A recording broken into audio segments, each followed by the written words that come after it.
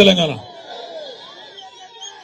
జై తెలంగాణ అని జైలు లేవాలి. జై తెలంగాణ సౌండ్ వినబడతలేదు. జై తెలంగాణ. ఎలక్షన్లు ఓడిపోయినామని కొద్ది గౌరవడ్డరు అయింది మీరు. ఇప్పుడు ఆగన్న ఉపన్యాసం వింటేనైతే నాకు అట్లే అనిపించింది. ఏదో చాలా బాధల, ఏదో కోల్పోయినట్టు, ఏదో కింద మీద అయినట్టు, చాలా గంభీరంగా. ఏం కోల్పోయినాం మనం? ఒక అధికారం పోయింది, పోరాట పటిమ పోయిందా? మొత్తం అప్పుడే మాయమైపోయిందా? దానికి ఆగమితమైంది. ఆగన్న మాట్లాడుతుంటే నేను అనుకుంటున్నా గింత మెల్లగా మాట్లాడుతుండు, గింత డీప్ గా మాట్లాడబట్టని నేను అనుకుంటుంది. నువ్వు ఉద్యమ నాయకునివి, ఈ రోజు కాదు విప్లవోద్యమాల్లో పనిచేసినవి, అటెనక తెలంగాణ ఉద్యమంలో పనిచేసినవి. ఇది సిరిసిల్ల గడ్డ. ఇక్కడ మాట్లాడితే ఎట్లుండాలి నువ్వు నాకు అర్థం కాదు. అక్కడ జోష్ రావాలి. నువ్వేమో చాలా గంభీరంగా అదృష్టవశాత్తు తినలేదు కానీ తింటే ఆయన వండుకుందరు. ఆగన్న గంత సీరియస్ గా మాట్లాడబట్టిండు.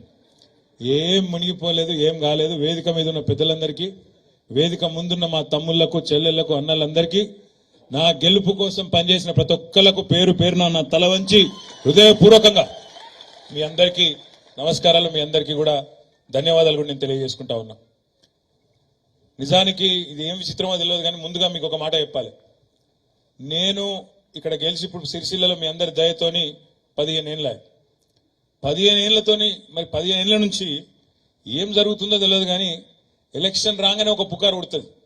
కేటీఆర్ అంటోడు ఇక్కడ ఉంటలేడట, పీక్తుండట. నేను ఎక్కడికి పోతలేను, నేను మీ దగ్గరనే ఉంటా. రాజకీయాల్లో ఉన్న నాళ్ళు మీ దగ్గరనే ఉంటా. దయచేసి అనుమానం మనసుకెళ్ళి తీసేయండి. ప్రతిసారి నేను చెప్పుడు, ప్రతిసారి ఒక పేపర్ వాళ్ళు రాసుడు, నేను చెప్పుడు. నేను ఎక్కడికి పోతలేను, నేను ఇక్కడనే ఉంటా. బాధ్యత పెరిగింది కాబట్టి మంత్రిగా అక్కడిక్కడ తిరిగినా, ఇప్పుడు పార్టీ వర్కింగ్ ప్రెసిడెంట్ కాబట్టి అన్ని నియోజకవర్గాలు తిరగాలి కాబట్టి తిరుగుతున్నా. కానీ మిమ్మల్ని తప్పకుండా కంటికి రెప్పలాగా, ఎందుకంటే నాకు జీవితాన్ని ఇచ్చింది, రాజకీయ జన్మనిచ్చింది మీరు సిరిసిల్ల కాబట్టి కంటికి రెప్పలాగా మిమ్మల్ని కాపాడుకునే బాధ్యత నాది. ఆ విషయంలో ఎవరు రాసినా ఎన్ని రాసినా దయచేసి పట్టించుకోకండి, దయచేసి నమ్మకండి. నేను ఎక్కడికి పోతలేను, ఇక్కడనే ఉంటా అనే మాటను మళ్ళొక్కసారి గట్టిగా నొక్కి చెప్తున్నా. ఎవరు రాసినా ఎవరు చెప్పినా పట్టించుకోవద్దని చెప్పి నేను మీకు విజ్ఞప్తి చేస్తా ఉన్నా. సరే ఏమైంది? ఇంత ఆగమాగమై ఇంత గావరైతానికి ఏమైనా ఇబ్బంది అయిందా? ఉంటాయి. ఇప్పుడు మనకు గుర్తేంది కారు. మరి కారు మొదలు 14 ఏళ్ళేమో జోరుగా ఉద్యమంలో ఉరికే, ఆ తర్వాత 10 ఏళ్ళేమో జోరుగా 100 స్పీడ్ తోని గవర్నమెంట్ల డెవలప్మెంట్ విషయంలో ఉరికితిమి. 24 ఏళ్ళు ఉరికింది కారు రైమని. ఉరికినాక సర్వీసింగ్ అవసరం పడదా? పడుతుంది. ఇది అంతే, కొన్ని రోజులు సర్వీసింగ్ తప్ప ఏం కాలేదు. ఏమో పెద్ద భూమి ఆకాశం ఏదో కింద మీద అయినట్టు, ఆగమాగం అయిపోయినట్టు మనం ఏం బాధపడి బేజారయ్యే అవసరం అయితే ఎంత మాత్రం కూడా లేదు. ఇది కేవలం ఒక చిన్న స్పీడ్ బ్రేకర్ మాత్రమే. మళ్ళీ తప్పకుండా మనమే వస్తాం, మళ్ళీ ప్రజలు మన దగ్గరికి వస్తారనే మాట కూడా నేను మీకు విజ్ఞప్తి చేస్తా ఉన్నా. ఇంకొక మాట కూడా నేను మీకు విజ్ఞప్తి చేస్తున్నా.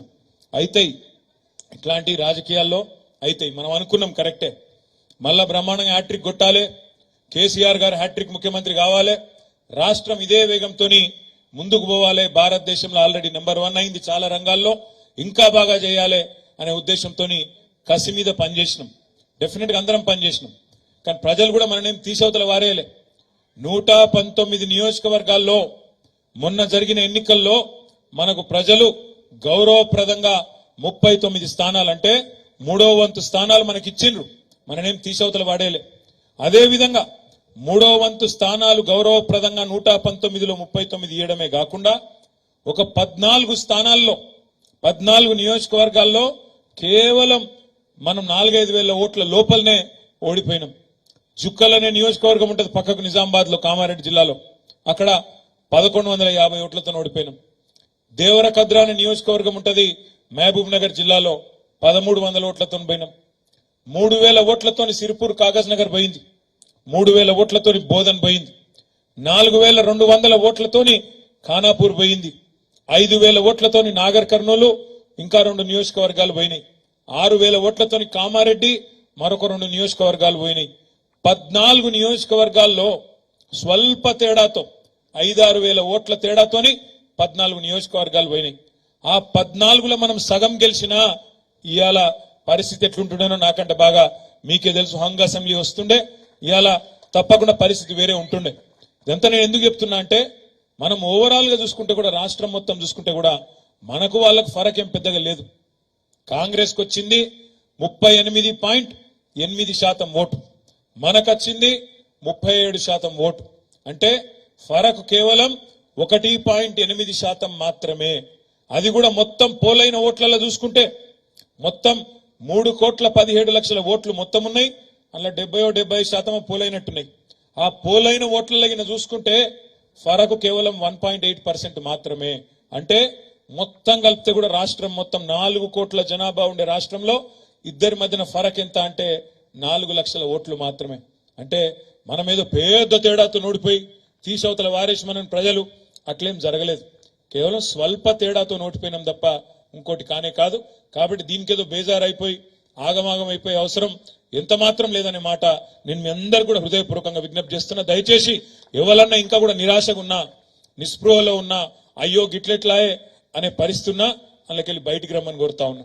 ఇంకొక మాట కూడా నేను మీకు విజ్ఞప్తి చేస్తా ఉన్నా. ఇక కాంగ్రెస్ వాళ్ళు కూడా నిజానికైతే నమ్మలే, వాళ్ళ అధికారంలోకి వస్తామని వాళ్ళు కూడా అనుకోలే.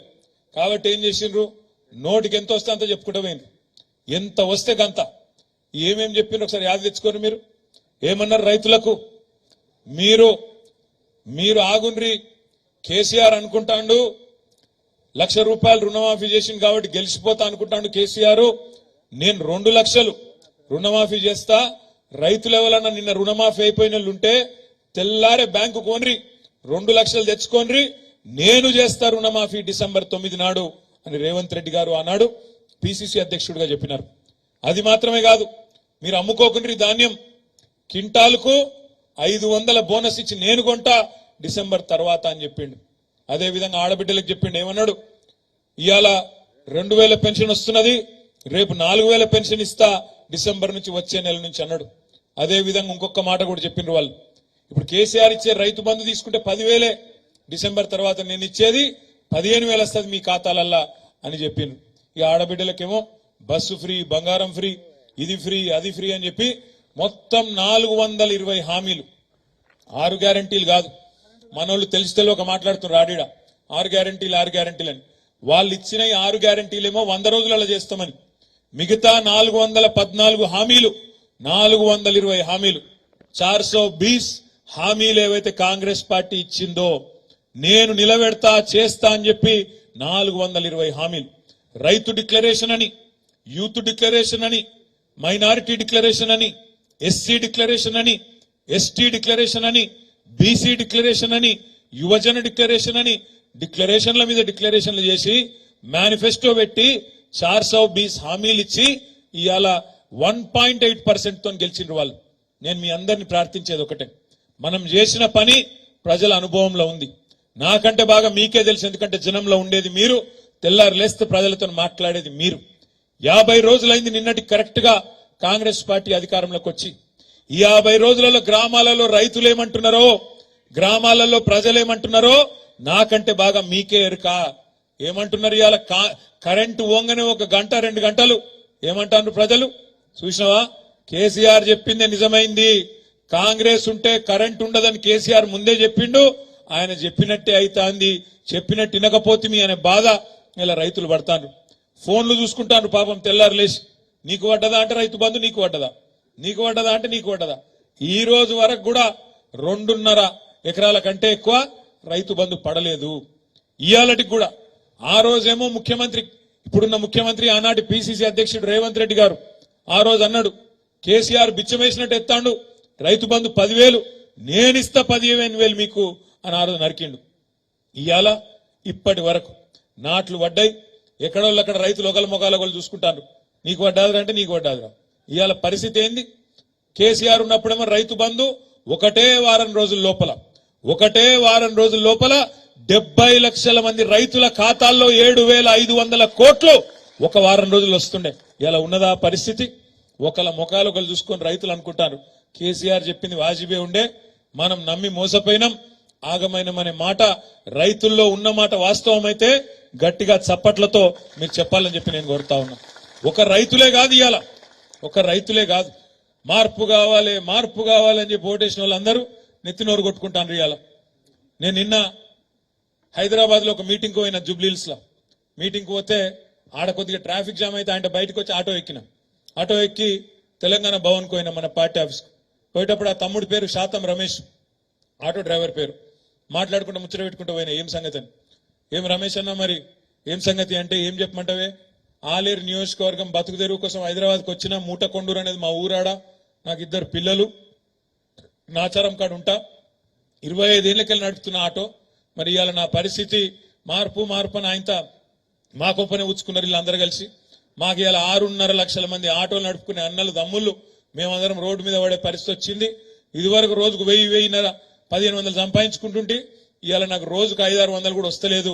ఈఎంఐ ఎట్లా కట్టాలి, ఇల్లు కిరాయి ఎట్లా కట్టాలి, పిల్లల ఫీజులు ఎట్లా కట్టాలి తెలియక గౌరవనీయులు పెద్దలు వినోద్ కుమార్ గారికి ఒకసారి చప్పట్లతో అందరం కూడా స్వాగతం పలుకుదాం. మన కాబోయే కరీంనగర్ ఎంపీ గారికి గట్టిగా చప్పట్లు కొట్టాలి దయచేసి. రండి వినోద్.